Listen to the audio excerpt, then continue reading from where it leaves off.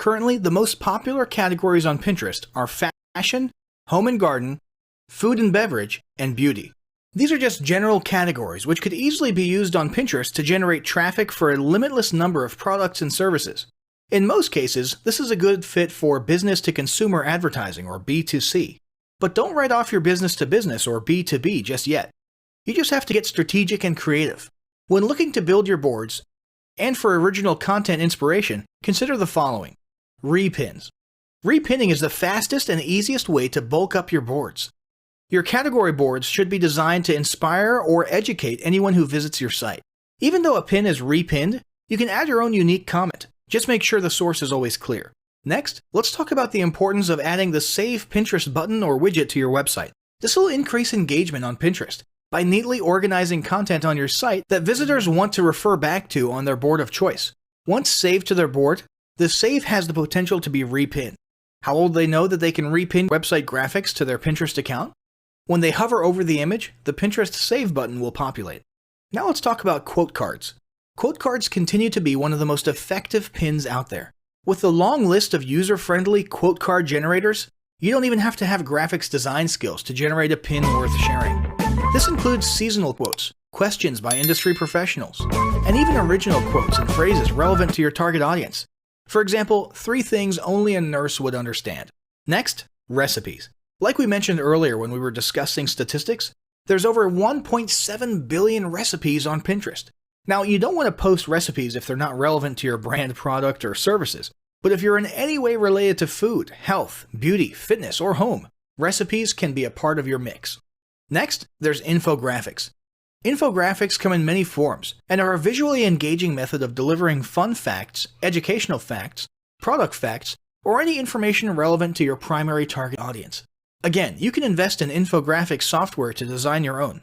The great thing about infographics is that you can post them to Pinterest, your website, blogs, online content, and your other social media channels. You can even print them out for offline marketing purposes. These don't have to be the typical long-form infographics. They can just be a little square with 4 or 5 facts. Next, there's visually engaging imagery. If you're new to Pinterest, then now is the time to start browsing. What you're searching for is the quality of the photos that are performing well, the ones with lots of repins and comments. What you'll notice is that most of the posts look as though they're professionally photographed. You might not have the budget for professional photography, which is where do-it-yourself editing tools come in. Add a filter and adjust lighting, and you can make most photos look better. Just make sure your editing does not misrepresent the color of your product. Then there's casual product placement.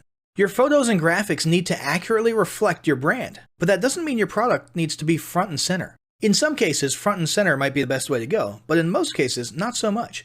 For example, if you sell luxury interior paint, well, you can only have so many photos of your paint can, paint on the wall, brushes, or of painting in the act. So instead of, or in addition to those, why not post some photos of staged living rooms with your paint on the walls? Or let's say you sell fashion accessories. Your posts will get more action if you show stylish ladies sporting your fashions, as opposed to a ton of close-ups of your jewelry or handbags just laying down on a flat surface.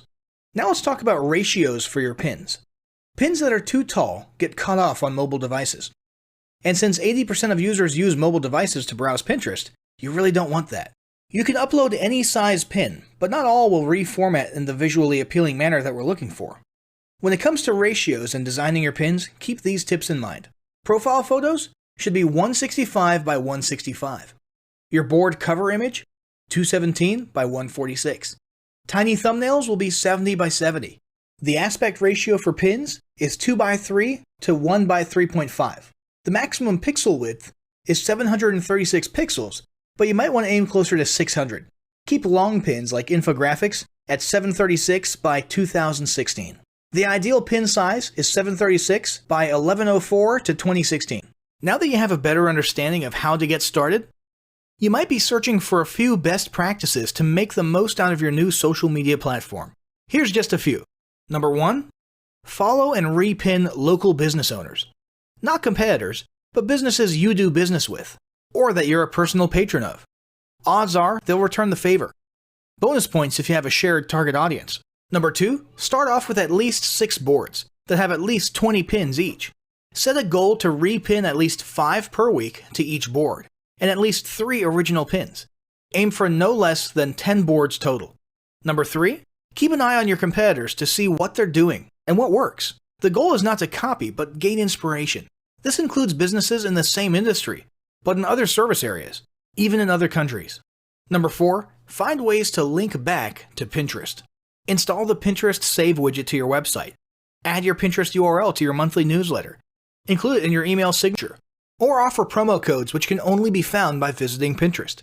Number 5, while your clients can't pin to your board, you can create offline and online incentives where the winner will be featured on your social media. For example, you could provide a prize, including a celebratory pin on Pinterest, as an incentive to the 50th customer who posts creative use of product on social media. Number 6, make a short list of restaurants, businesses, and brands who excel on Pinterest. Regardless of their industry, they have at least a few methods you can test. If you're not sure where to begin, simply type top pins or top add your industry pins into the Pinterest search bar to see what populates. Number 7, don't utilize Pinterest to spam your followers, but feel free to send direct messages to those who leave comments. Pinterest success will not occur overnight, but with steady activity and engagement, your organic marketing will begin to drive quality leads to your business, website, and sales funnels.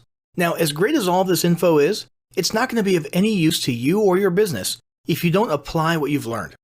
So, roll up your sleeves and get ready to execute the steps in the following battle plan. Step 1. Spend an hour brainstorming your Pinterest marketing goals. Step 2. Think about what kind of boards and pins are most useful for your business or niche and develop a content plan. Step 3. Take 15 minutes to create and optimize a Pinterest account and at least 6 boards in accordance with what you learned in this guide. Step 4. Start filling your boards with pins, at least 5 each for starters, and begin implementing the best practices we discussed earlier.